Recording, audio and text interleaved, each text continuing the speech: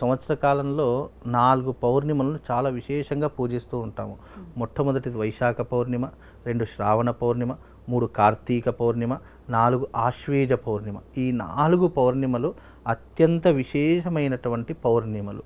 అంటే చంద్రుడు భూమికి అతి చేరువగా వచ్చేటటువంటి మాసాలు ఈ 4 మాసాలన్నమాట. ఈ 4 మాసాల్లో చంద్రుడి నుంచి షోడశ కళలు ఉద్భవించేటటువంటి సమయం. ఈ షోడశ కళలు ఉద్భవించినటువంటి సమయంలో చంద్రుడి నుంచి ఎన్నో రకాలైనటువంటి శక్తి సామర్థ్యాలు భూమి మీద పడేటటువంటి అద్భుతమైనటువంటి రోజులు ఈ 4 మాసాలు. కనుక ఈ వైశాఖ మాసంలో ప్రారంభమవుతాయి. చంద్రుడు ఎప్పుడూ కూడా మనఃకారకుడని జ్యోతిష శాస్త్రంలో చెప్పడం జరిగింది. కాబట్టి చంద్రుడి యొక్క తత్వాన్ని మనం ఏదైనా తెలుసుకోవాలి అని అనుకుంటే గనక ఈ వైశాఖ మాసంలో చంద్రుడిని పూజించడం వల్ల, చంద్రుడి యొక్క ఆరాధన చేసుకోవడం వల్ల, చంద్రుడి యొక్క ఉపాసన చేసుకోవడం వల్ల విశేషమైనటువంటి పుణ్య ఫలితాలు కలుగుతాయి. ఒకటి, మనస్సు ప్రశాంతంగా ఉంటుంది. అలాగే మనకు ఆరోగ్యం అనేటటువంటిది ఎప్పుడూ కూడా సహకరించేటటువంటి అవకాశాలు ఉంటాయి.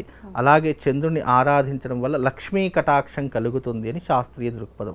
అందుకే ఈ యొక్క పౌర్ణమి రోజున ఏ దేవతను ఆరాధిస్తే విశేషమైనటువంటి పుణ్య ఫలితం అంటే లలితా పరమేశ్వరిని ఆరాధించడం చాలా విశేషమైనటువంటి పుణ్య ఫలితాలను కలిగిస్తూ ఉంటుంది.